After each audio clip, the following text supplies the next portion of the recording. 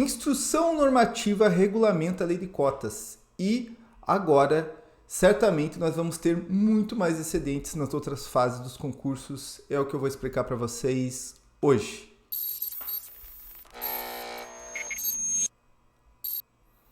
Fala, concurseiro! Meu nome é Guilherme Guimarães, eu sou especialista em concursos e o governo federal regulamentou a lei de cotas. Então, existe uma lei que destina cotas para pessoas negras e pardas,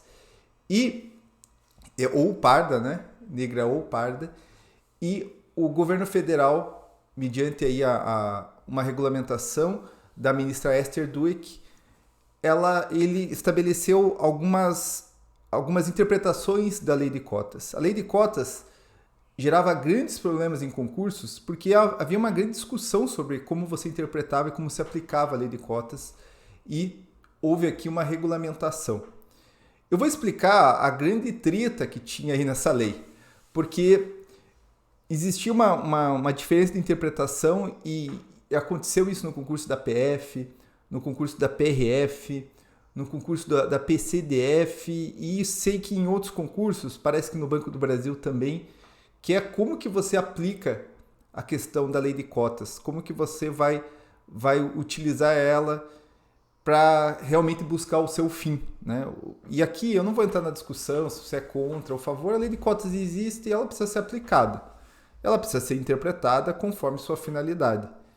Então, eu quero explicar para vocês como que ela vinha sendo interpretada e isso gera um grande problema porque gerava assim um debate assim entre às vezes os cotistas e, por exemplo, a própria PRF anteriormente, a Sebrasp, que entendia que a lei de cotas precisava ser aplicada de uma outra maneira.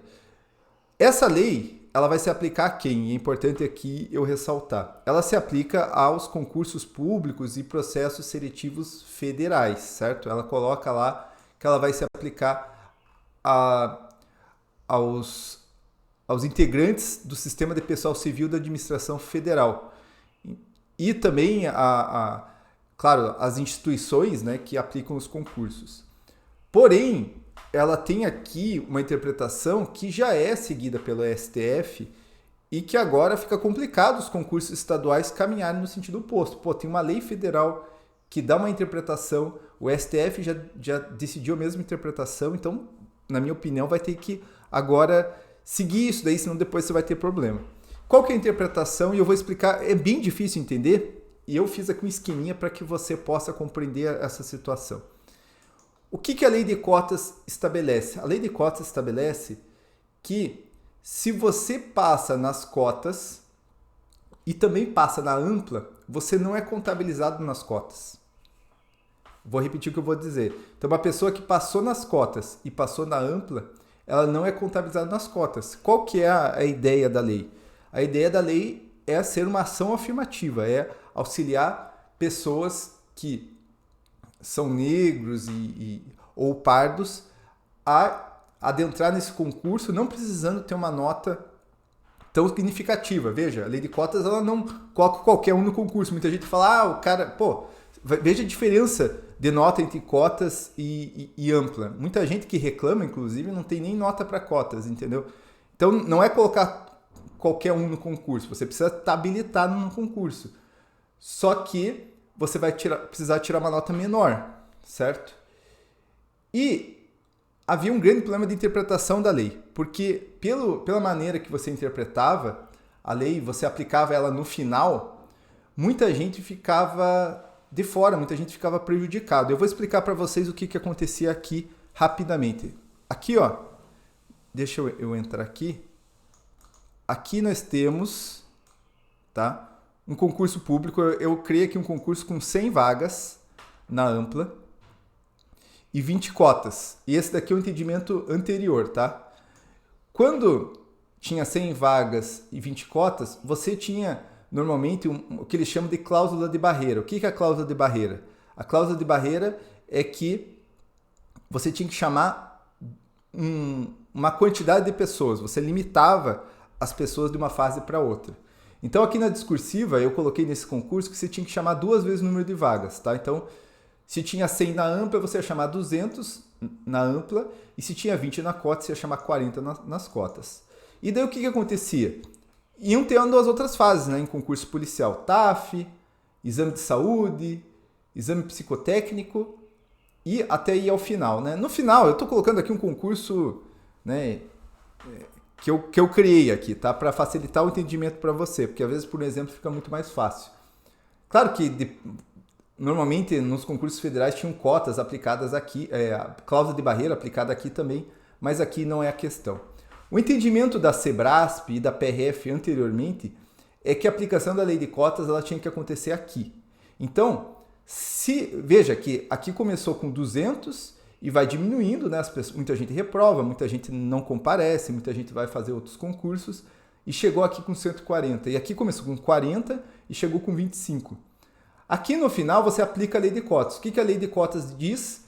Se você é cotista e está na ampla, né? Se você é cotista e está na ampla, então você não entra para contabilização de cotas. Então vamos supor que 10 cotistas estavam na ampla. Então o que você precisava fazer? Você ia chamar, né, o pessoal da ampla e você precisava chamar mais 10 cotistas, certo? Só que olha o que aconteceu aqui. Olha o que aconteceu aqui. Não tem mais 10 cotistas. Tem só 5 cotistas a mais do que as vagas previstas. Então, você inviabiliza a aplicação da lei de cotas aqui no final. Você inviabiliza a aplicação. Porque você não tem gente para chamar. Porque já foi diminuindo aqui. Então, qual que era o que defende aí o pessoal que é cotista? E, na minha opinião, muito justamente, porque é uma interpretação conforme o objetivo da lei.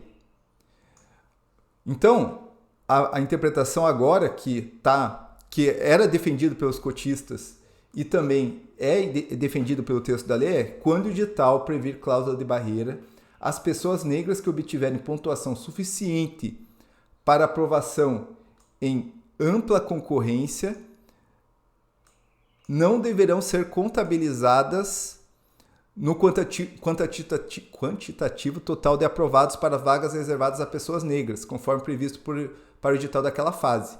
Então, ele está falando aqui que a aplicação ela não tem que ser no final, ela tem que ser já na cláusula de barreira.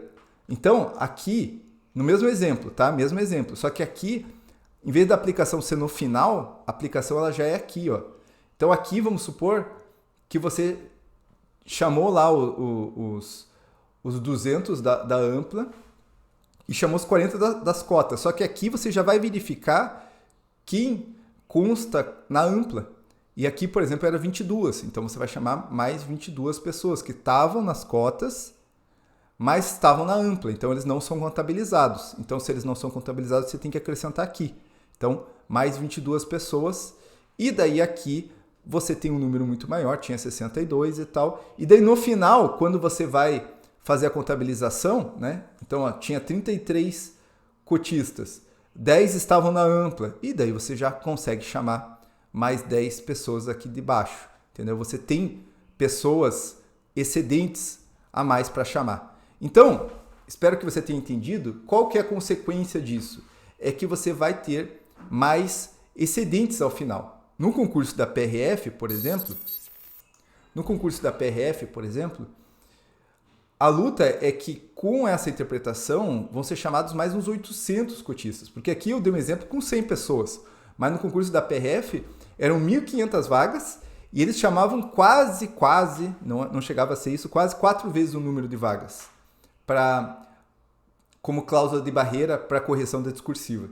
Então, no concurso da PRF são mais 800 pessoas, tanto que há uma ação que já teve vitória unânime, inclusive no STJ, para que este entendimento, que é o entendimento da instrução normativa, seja aplicado.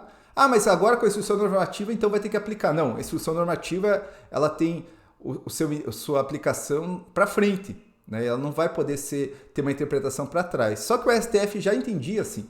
Na verdade, a instrução normativa foi para regularizar algo que já estava acontecendo.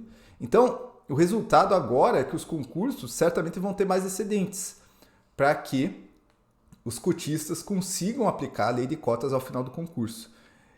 Além disso, né, e essa lei ela também tem uma série de regulamentações que são interessantes. Por exemplo, colocar como que funciona a comissão de heteroidentificação, a questão do recurso, a possibilidade até de heteroidentificação online. Ela regulamenta tudo isso daí, coloca também algumas outras regras que eu não vou discutir aqui, senão o vídeo fica muito grande.